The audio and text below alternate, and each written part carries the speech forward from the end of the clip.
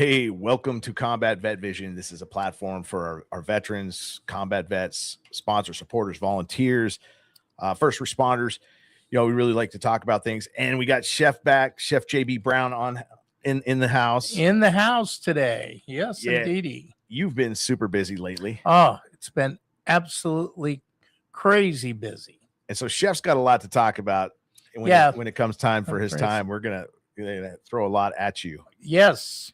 And we have obviously the 4th of July is right around the corner. Right around the corner. 250th birthday. And this one, I'm cooking for the founders of the VTRC here up in Cold Creek, 60 miles away. I'll be talking about the menu at the end. So you'll mouth the water then, not now. Yeah, but whatever you're doing on the 4th of July, I hope it's a good one. And I'm going to be up with Chef on this cook, so it's really good. Hey, we got a great show for you tonight, for today, and I got one of my biggest fans that is always watching the show, making comments, doing some really incredible things. And she's a female veteran, Army veteran, and the reason why I usually don't say female veteran or something like that. I really just say veteran.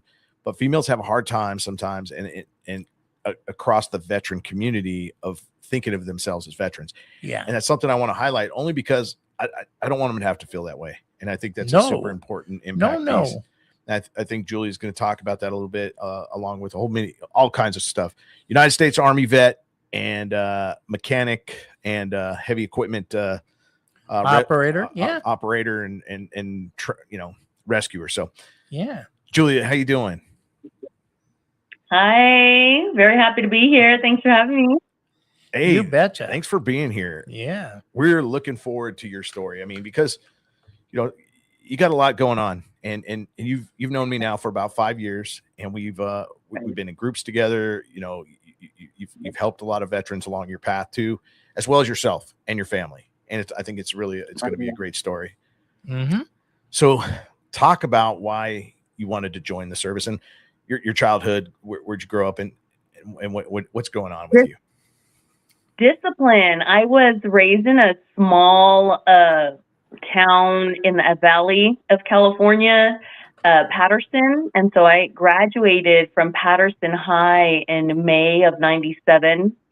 And in the same month, I turned 18. I was first runner-up in a beauty contest there. I was prom queen, and I physically left the home I grew up in and never went back. I went to college, to California State University, Stanislaus. And I ended up smoking and joking and having a good time at college, and I was on academic probation. And I just figured, I needed some discipline in my life. I've never had my dad. My mom never really disciplined me. And so I figured either jail or like the military. I didn't want to end up in the worst case scenario. So I lost, I think, like 35 pounds, and I went into the Army.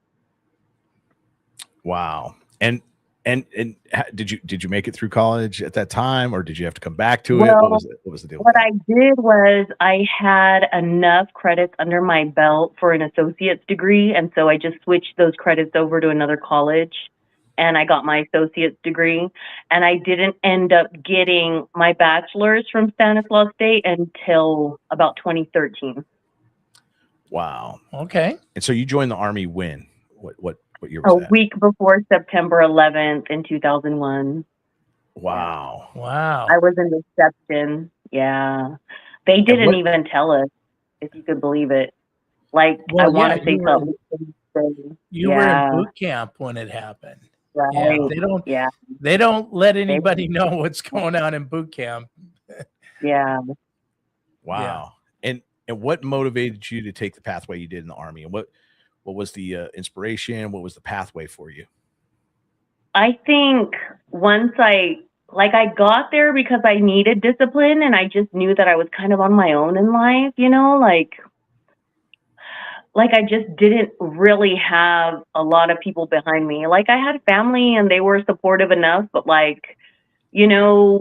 I was homeless at one point in time, trying to look for somewhere to live, after the Army, and no one would take me in. And I had a daughter that was months old at the time. And so I just had to quickly learn that, like, if I didn't find a way to build myself up, I wasn't going to go far. And like, nothing against my hometown, I love it and I'm very thankful for it. But like, I just knew that there was no future for me there. I knew that I had to figure out a way to get out and do more. And then once I went into active duty and I got to my duty station and I was a part of my motor pool, like, I just felt a part of the team. And it actually made me volunteer to go out of Iraq with them because I was stop lost and my 2-year contract was coming to an end. And I asked my sergeant major if I could have eye surgery because I had glasses at the time. And I told him basically, like, let me have my eye surgery and I'll volunteer to go on deployment and then I'll come back. Because I also didn't want my motor pool going without me. I don't want like a new person coming in with them that hasn't been trained or doesn't know how to, do things. And so it all worked out. Wow. And did you go to, when you signed up to be with Motor T or doing something with being a mechanic? I signed up as a mechanic. Yeah, I signed up as a mechanic. And then when we were finishing up AIT, they were asking for volunteers to go ahead and take the additional skill set of like Hotel 8 identifier, which basically allows you to operate the wrecker. And I had 2, which ended up being like my brothers, but 2 Army brothers, that we met in basic. And we all kind of just looked at each other and we thought, well, if you're going to go, I'll go. And if you're going to go, I'll go. And like one of us said would go. So all of us went. And we didn't realize that set us up to stay together because we ended up graduating, the ASI course together. And then we were stationed, like 2 of us were in the same unit. We just were in different companies. And then the third one was down the street, like 2 blocks at an MI unit. Wow. And what was your motivation to be a mechanic? I mean, you went to school. What motivated you? Yeah, beauty queen to a mechanic, Well, remember I told you I have to just consider that it's just me, like in life. And the recruiter, I don't know why he said this because I had like a 122 GT score, but he said your choices are you could be a cook, a veterinarian, or a mechanic. And I thought, well, I can go to a vet, like if I need help with my dog or my pet. I can go to a restaurant, it's easy enough to hit a drive-through. But if I'm like broken down or I need, have some kind of an emergency with my vehicle, like I need to be mobile and I need to be safe, like especially if it's in the middle of the night. Or so I just figured a mechanic. My brother was a mechanic, and I don't know. I just kind of felt like as a female, it was a safer choice. Wow, that's an incredible, story. Because I know you have a lot of cars that you brought from California to Texas, and it was and one of them required a lot of maintenance along that path. We'll get into that too. But the wrecker, talk about the wrecker. Is this the tank wrecker, the crazy beast situation? Talk about that. It's the one that is very similar to the Hemet. It had a tow bar in the back. It had a crane on the top. And it also had like a ladder that I had to pull out and drop down in order to like climb up there and, like to prepare the crane or anything going on. What I didn't realize until like after the fact, there's almost like no one trained in it. You know what I'm saying? Like of my whole company, it was just me. And then like I told you, my brother from basic, it was just him and his whole company. And then you got like the mechanics, so like I did mechanic stuff, but like what took priority was the wrecker because there wasn't anybody else trained in it, like even my supervisor was like, show me how to do this and that. And, because he had to know how to be able to supervise me, with our missions and stuff. Because when we convoyed from Kuwait to Iraq, there was like 97 vehicles in our convoy. And they didn't tell me until like the brief right before when we're pretty much already, the chalk is all, set up, that I was the only recovery Like, that was it. I was the whole recovery plan. Me and my little NCO, you know, I was like maybe a year or two older than him. He was a tiny little Dominican dude. And between the two of us, you know, like, he's the one that set out the plan, and he gave the other vehicles like tow straps and tow bars and stuff like that, because he was trying to explain to them, like, unless something is like blown up or it was serious, you know, we weren't going to go ahead and take up the wrecker. And they put us at the end of the convoy. Like, at first we ended up with, because they only had 3 trucks on that convoy, and the third one was behind us. But then as soon as we had our first stop where somebody broke down, because that was the whole plan, right? Is like, I'm in the back, so I'll pass them and they'll keep going. They didn't stop.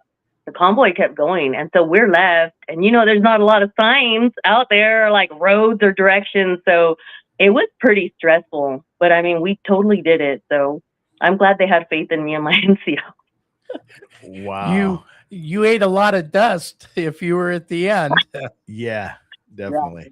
I know the you know, I know that path, but you know, it's so cool. I have always, you know, admired you, knowing that you were like the recovery vehicle. And I right. because thank you. When did you do this? When was your Iraq experience? We were there like the year of 2004. And what I didn't understand, I mean, I'm talking like January to like February 2005, you know? So we were there pretty much the whole year 2004. What I didn't realize is when I went ADVON, right? So I'm advanced party. So like my unit's not there yet. So I got to be attached to another unit, you know? Half the people in that convoy weren't even our vehicles.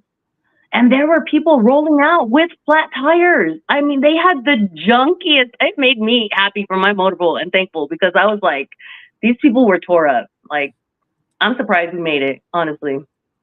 Well, you know, I just know how important it is, because I know in 2004 when I deployed for my 3rd time to Iraq, or you know, it was my 2nd actually, but we really had this towing system down. And every vehicle had a tow bar on it at that point. I mean, it was like you have the triangle tow bar, and your vehicle's is in charge of the vehicle behind you.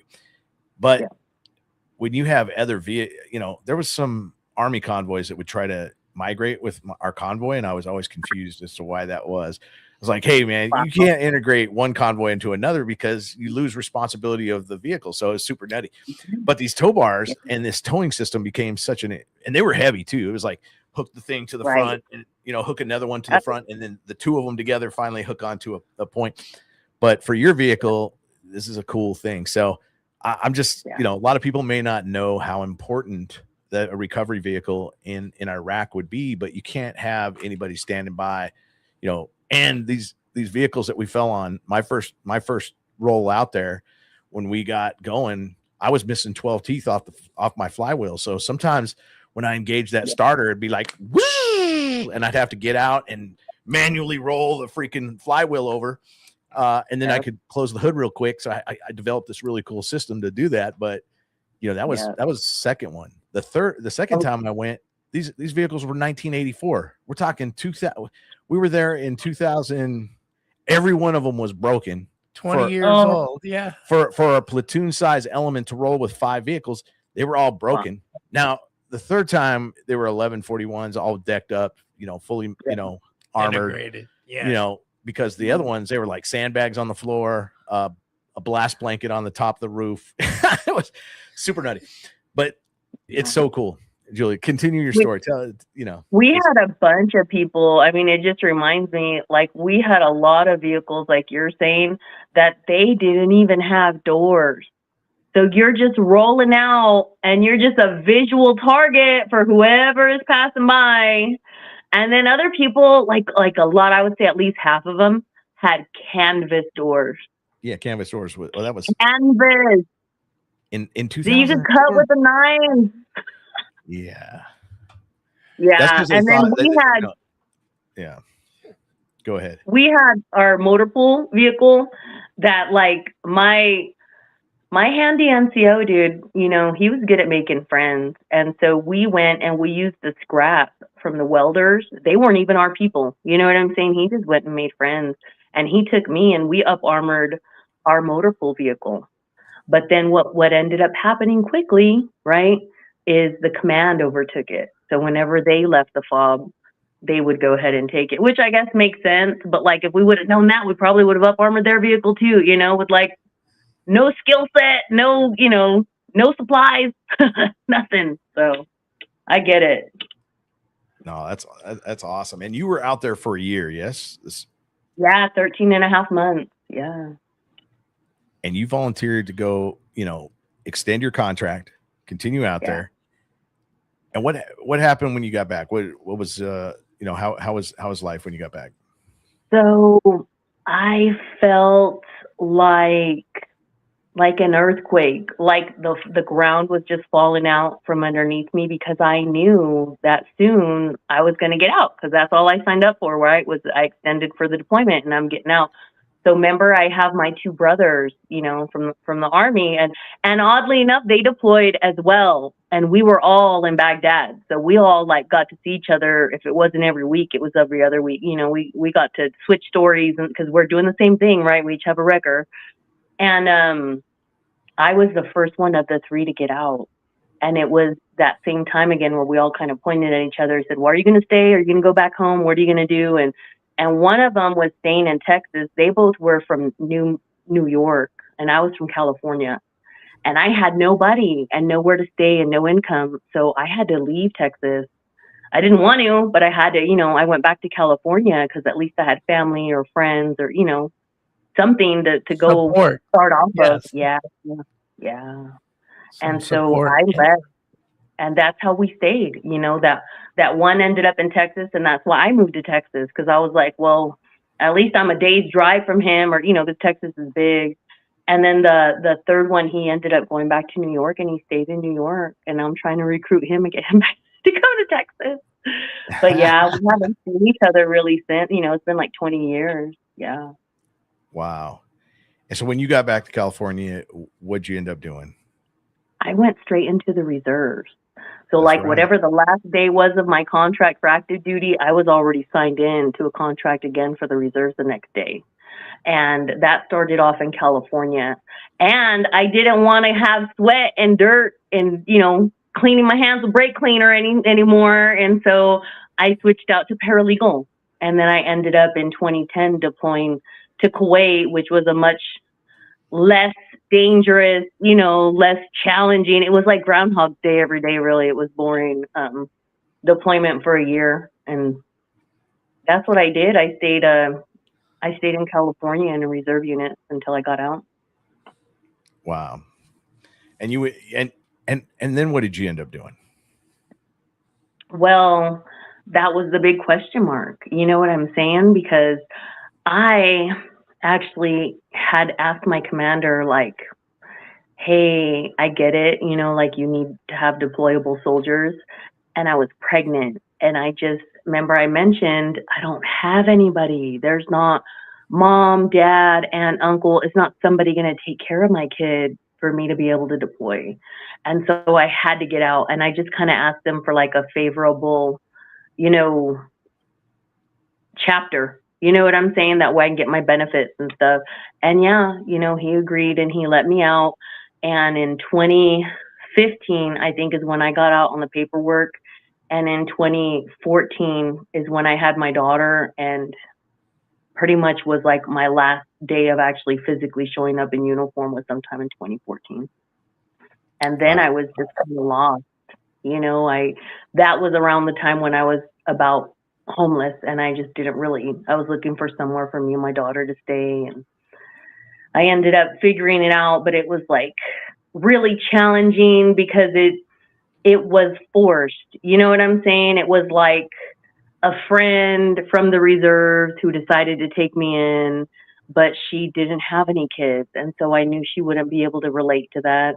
And she had a dog, and I kept telling her, I just feel like it's not smart for me to have a crawling baby in diapers around a dog, and her dog ended up biting my daughter in the face.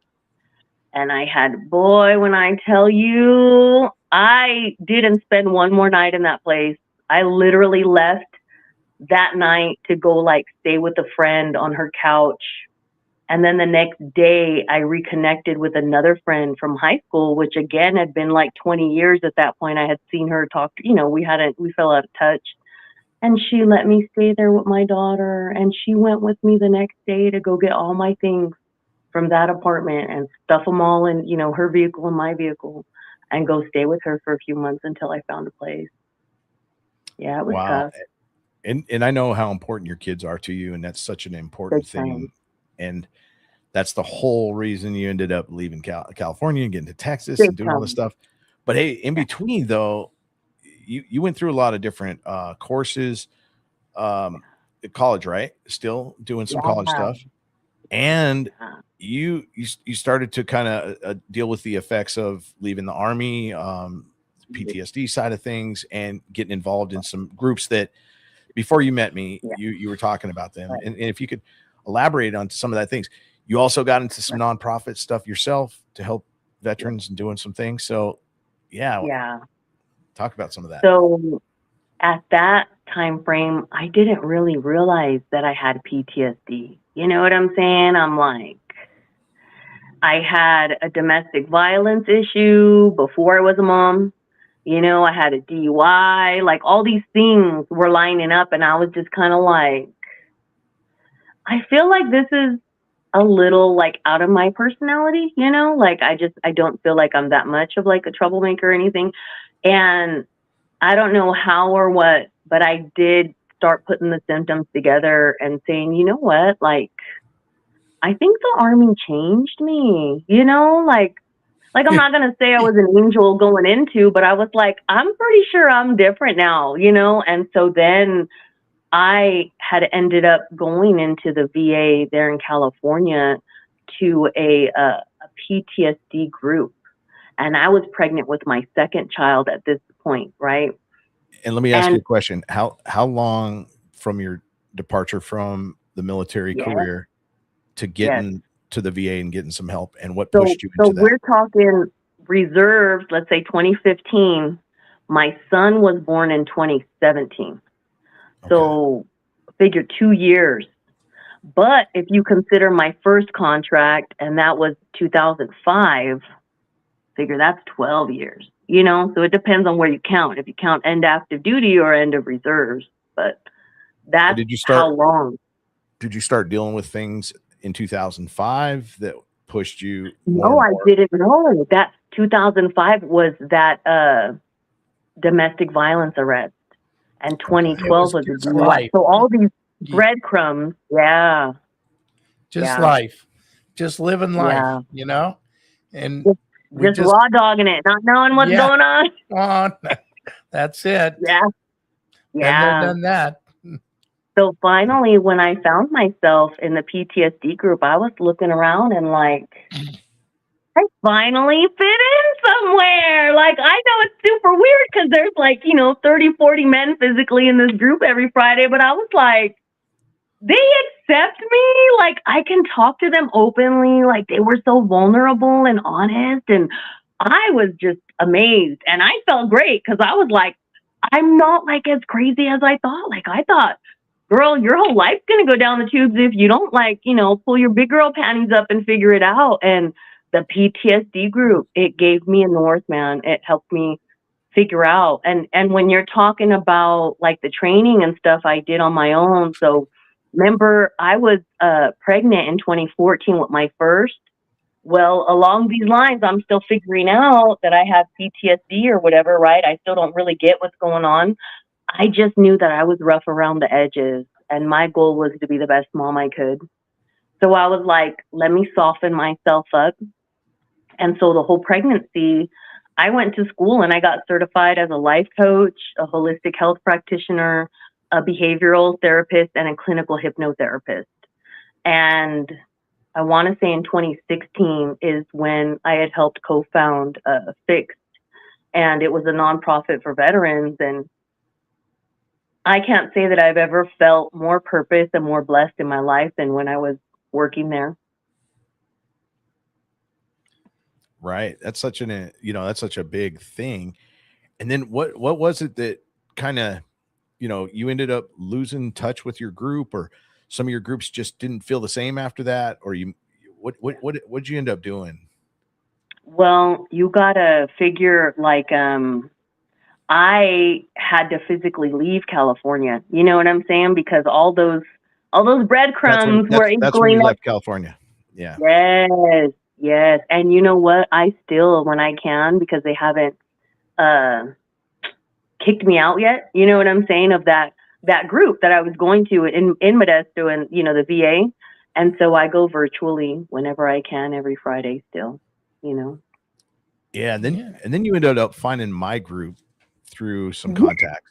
I was so thankful for that. Yes, and I still am. Yeah, it's such an amazing thing. And then you started coming to my group from time to time. But I think your life got so much better in Texas that you kind of found that you really don't need the group all the time. You still come once in a while, but you're more in tune with your family and getting things. You're making your life the way that you want it.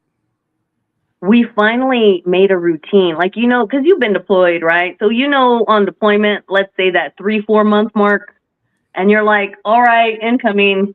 And it, everything kind of fell in. You got, let's say, whatever you need in the mail. Like I was getting creatine at the time. You have your routine. And that's what finally happened here. Is like my kids ended up wanting being homeschooled because I had them pretty much in private school up to this point. Up to this year. And they also asked me to leave my job because I had just got a job. I'd got my CDL and I was a school bus driver. And I explained to them like, hey, I left my job because you guys want me, to homeschool you, but I actually just got like a better job. And, I go to orientation tomorrow, but it's like full-time hours and it's better pay. And we could probably even purchase a second home, but they would be home alone. And I have an 11-year-old and an 8-year-old, and they were not trying to be home alone, but they also don't want to see mom stressed because they know mom has PTSD.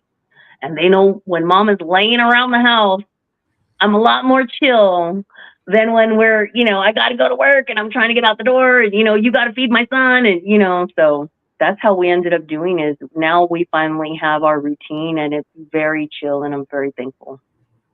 Yeah. Would you say that going through all these different modalities, getting your college and all these different cool things that are supportive to your PTSD and then being part of these groups gave you the perspective to be a better mom for your kids and maybe offers such a better impact because you have grabbed a hold of your life and gone in these directions, correct?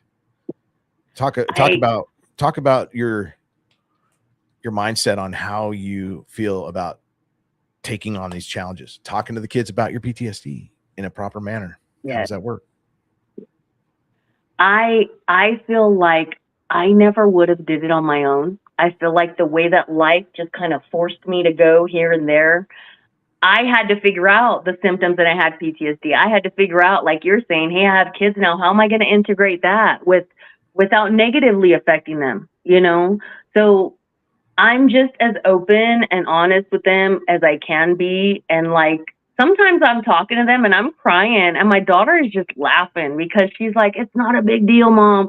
But I'm trying to explain to her because there's stuff going on right now. And it's been for decades, right? Where the VA won't fess up and they won't admit that, females are having fertility issues.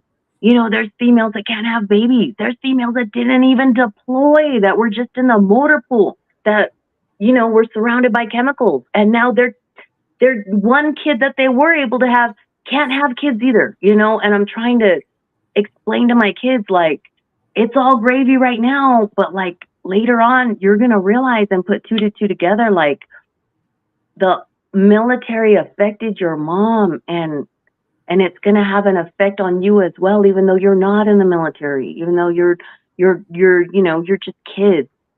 And it's serious to me, and like I said, my daughter laughs it out, but she's 11, so like, how do you talk about these big, life-changing things with like 11-year-olds? So, but I try to honestly treat every day like I might not be here tomorrow. And so if I can just plant that little seed and let her know, like, hey, when you turn 18, like, you can go to college, or like you have these benefits from mom, or, I try to at least let her know, little things, because like my son's 8 and he don't get it. My son is just, he's Spider-Man right now. You know, he's parkouring off everything. So it's like, so I try to do little things every day to, like, you know, let them know your mom is different. You know, I'm not going to look like all the other parents at school. I'm never going to act like any of the other parents, because how many combat parents are out there? You know, like not a whole lot. Yeah, let alone combat female. You know, and I don't mean to refer to that as that, right? But can you talk to me a little bit about, you know, when you go to group, you pull yourself off camera, and because you know the female dynamic changes something, Yeah. But can you talk about being a female veteran and what that should mean to all the female veterans out there, and you know, why is it so important to kind of, you know, you got your t-shirt on right now, Calvary shirt, so it's so rad to see, like, you know, representing. And is it hard for you to show your patriotism as a veteran? And I guess I can kind of relate it to PTSD. You know, that time frame I explained to you where I didn't know I had PTSD, so I'm trying to figure it out. And meanwhile, while I'm figuring out, I gotta be comfortable with acknowledging that I'm a veteran. I gotta be comfortable with acknowledging I've been to combat, because I just try to stuff it away, right? Like if it's in the corner, then it don't affect me. And that's kind of how it is for me with being a female veteran, because it's like, when I have to take my mind there and remember you were there, you did this, things happened to you, I have to remember being in the DFAC on deployment and men sitting across like tables away and eating like this, staring at me. You know what I'm saying? Like, how uncomfortable are you think I didn't take, like, for the whole Kuwait deployment to play back to my house, you know, to my hooch where I was at, like, you know, so things like that. And then once I figured out I'm a veteran and, hey, I can use, you know, the VA, and which took years, right, to even be comfortable to say, hey, maybe I should be checked on by a doctor or whatever. Like, people always assuming, or like I went in there a few times with my daughter's father, and he's a gang member. So he has, I mean, tatted up whole forearms of, you know, X4 and this and that. And they would look at him and be like, okay, sir, what are we seeing you for today? And I'm like, I'm the veteran.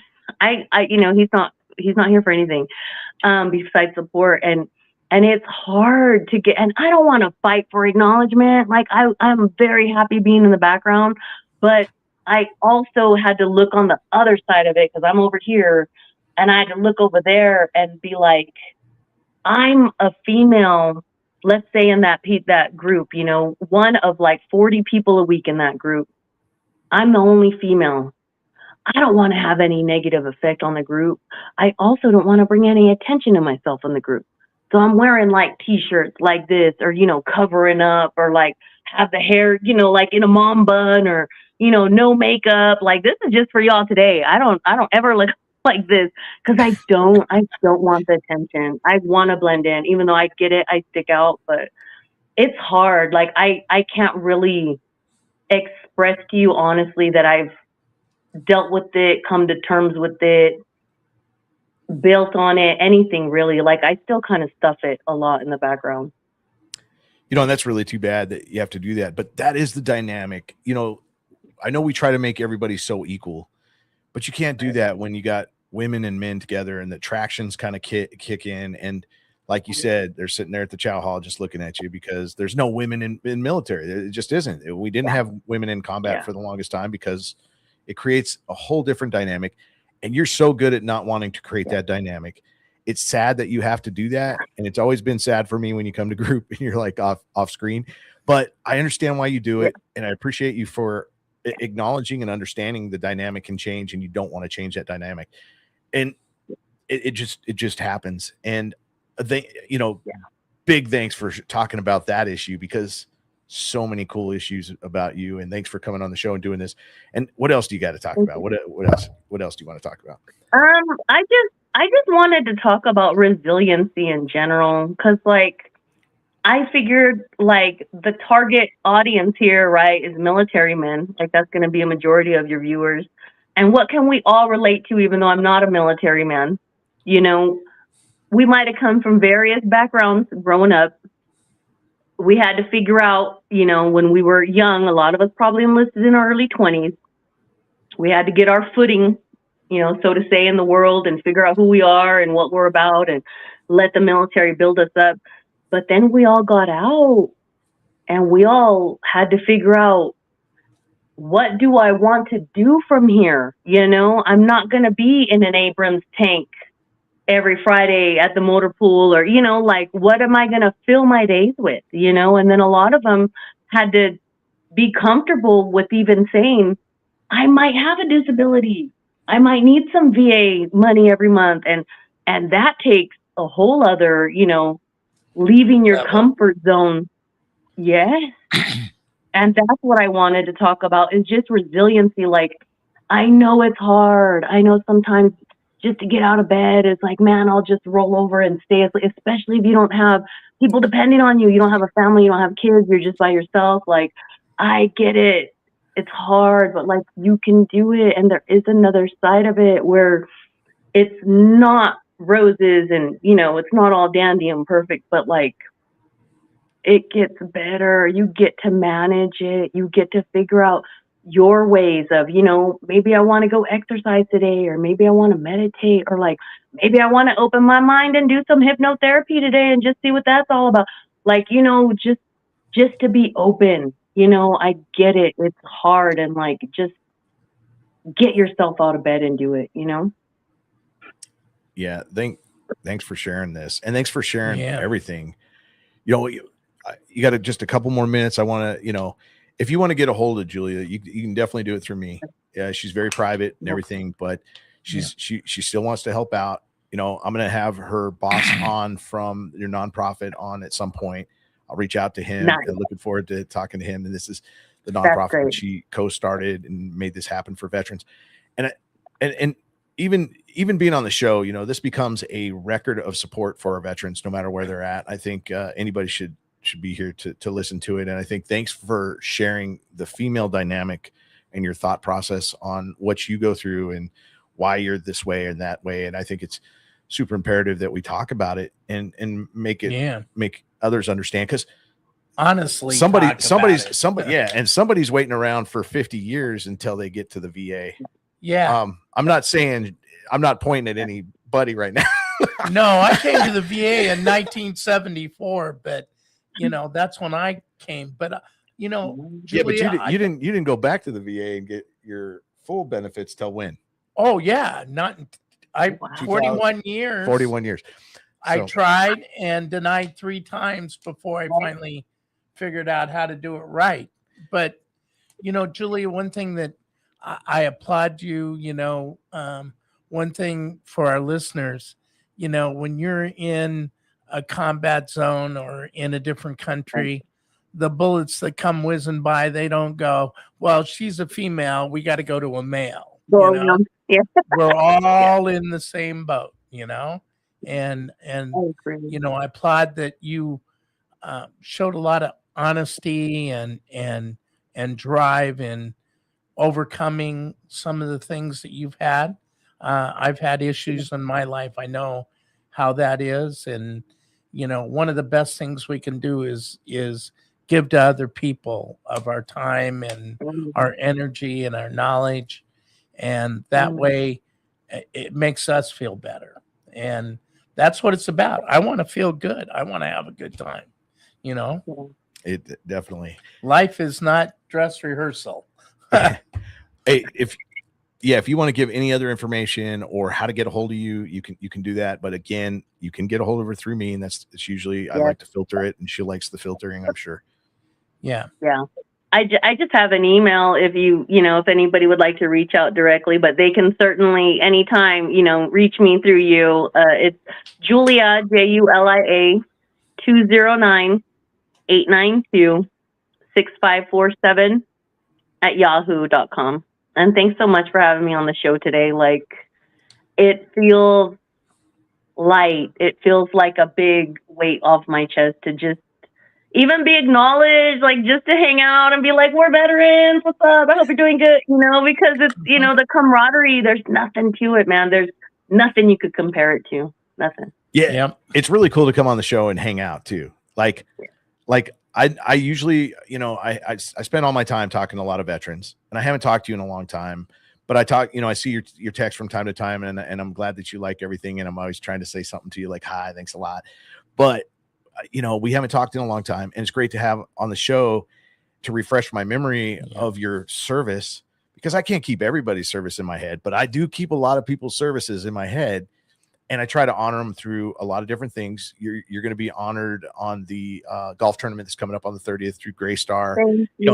I didn't even ask you before I sent this thing to you and said, hey, here you go. I want to put this thing together. And you're just one of those on the 19 holes. There's one for every hole, 19 different vets that I had to think about. And it was quite a process. And I'm glad that you're one of them. And thanks for being part of the warrior group for the PTSD Foundation of America, and all the warrior groups you did through the VA, and all the support networks that you put together and part of. You're kind of in the background, but you're also brave enough to come and show yourself and say, thanks, keep doing what you're doing. You inspire me. So thanks for being an inspiration for me and everything. So, thanks for sharing. This has been a really fun show for me, because the female vets are kind of left in the background, and I would love to have more females on the show, but obviously, it's like 90 to 10, it might be 10% females in the military at this point, but you could find them. let alone combat vets.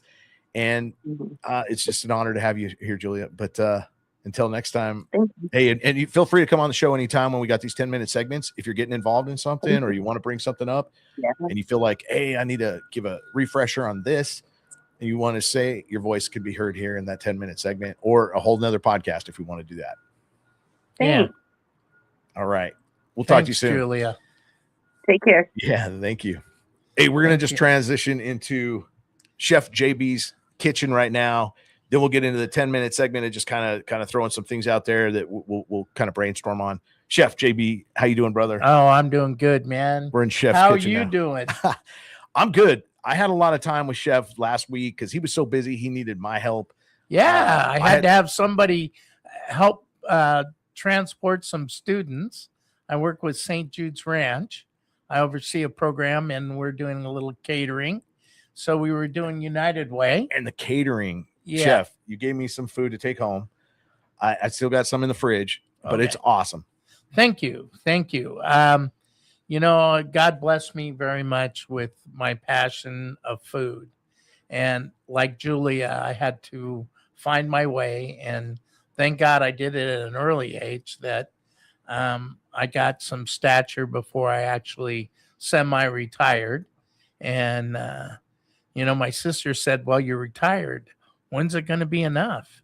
And I said, oh, it's okay. God will tell me, when it's enough, he'll let me know. Yeah. The adventure continues. Yeah. Oh, and you and we're taking another adventure with the big smoker. We have a trailer smoker. Yeah, right now. It's on the back right of my truck. now on the back of his truck out in the parking lot. And we've got to go 60 miles away to Cold Creek, where we're going to be celebrating the 4th of July.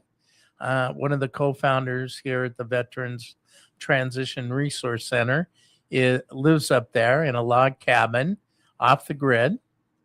And he has about 100 and some people coming, and we have a fish fry, and I get the smoker running. I'm going to do some pulled pork, but we have lobster, crab legs, shrimp, alligator tail, fried alligator. We got jambalaya, just gumbo, rice and beans, and people bring stuff. I mean, it's just a great time. This is our 6th annual that we started, and it's on every 4th, and it's kind of like his birthday is pretty close. So we kind of do his birthday. Well, it's in August, but we kind of do his birthday and the 4th of July at the same time. And 250 years. Can you believe that? Yeah, it's amazing. It is amazing that, most civilizations don't last over two centuries, let alone 2.5, and starting towards our 3rd century now of getting ready to expand and, and free. We're still free. And I think this show's about that, the freedom, the 4th of July. I here in Las Vegas, all the casinos have set up a time so that once it starts, it's going to go for like a long time, the fireworks. And if you've ever been in Vegas on the 4th of July or New Year's Eve, they put on a show. I mean, a lot of expenses going into the fireworks. They fire them off the buildings, the tall buildings here in the casino. And if you they shut the road off completely. Oh yeah, and you can only walk in the streets. The streets will be packed. Yeah, like New York. It's going to look like New York City. There's usually right around 1 million people here for the 4th of July. Where I live is right at the base of Sunrise Mountain, so I kind of drive up to Hollywood area and overlooks the whole city, so I can see all the fireworks without getting in the crowd. Yeah, without getting in the crowd. That's it. We talk about PTSD on this show, and I didn't really realize how much I have it, you have it, a lot of people have it, most military people have it, a lot of civilians have it, and they don't even know it. But now that I'm growing older, I'll get in a crowd. I was downtown 2 weeks ago, down on Fremont Street Experience, and it wasn't even real busy. And I was feeling like, oh, it's time to go home. I didn't want to just hang out like I used to. And I used to do like Comdex at the Sands Expo and Convention Center. I opened it. I'd have 500,000 people there in a week. I mean, I dealt with crowds every single day, but I was younger. And now that I'm getting older, it's like you can't keep your head spinning fast enough to make sure you're okay, and it's just the way it is. But that's right. It requires a lot of energy to expel, to stay hyper vigilant and be on the alert. And, yes. You start to notice it, especially now as we get older. Yeah. And you think now, wait till you're 70. Right. It's like, but one thing, getting back, we did a lot of catering this week. One of our good friends is married to Gretchen, and one of the clerks there at the Justice Regional Center here in Las Vegas, which is our county courthouse. They were retiring, Steve and Donna, and they both work with a group on the honor flight. And I've done the honor flight for the last 5 years. When I first met them, I said, well, we can get the Eagles. And I knew the Eagles. I do a lot of stuff for them out there. And if it's a nonprofit, then they usually give me their banquet facilities and their kitchen for just giving back to the community. And they know that I take good care of it. So 5 years ago, they were doing it out in a parking lot at a Harley Davidson dealer, and they had to rent chairs and tables and equipment to cook the pancakes on. And once I took it over, we do it at the Eagles. Everything's there. I have a full kitchen there. So that's coming up in November, is our second one this year. I try to do it twice a year for them. They go twice a year, so I try to do pancakes for patriots breakfast, and I do pancakes, French toast, scrambled eggs, sausage and turkey sausage, and then I do like toppings for the pancakes. I do a blueberry topping and a strawberry topping with whipped cream, and we just put on a really good breakfast, and sometimes we have as many as 500 show up. So but it's great. I mean, there isn't once that I don't do that I don't feel wonderful all day. I kind of leave. I don't even touch the ground when I'm leaving. It just, the rewards are, giving back. And Julia was talking how, what do we do in life? How we get out of the military and we don't know which way to go. And thank God I apprenticed under a chef who said, we belong to the Chefs Association, and either you're a taker in life or you're a giver. And if you're a giver in life, you need to join the ACF, American Culinary Federation, and you're going to be a junior chef. And we do things for the community and give back our time. So important. That was 52 years ago. And, I've just always been in that frame of mind that, it's important to give back, and it's important. It's like doing this podcast. We try to give back to veterans and Julia today to show that we care and that we'd like to do the whole story, the full story. And people are important to us. I know we've talked an awful lot. Today we're going to go driving for an hour with a smoker to get it up to Cold Creek so we can have one heck of a great party and have lots of fun. And this show is lots of fun. So if you're a veteran, a woman veteran, a male veteran, and you'd like to be on our show, please get a hold of Chief and we'll probably put you on.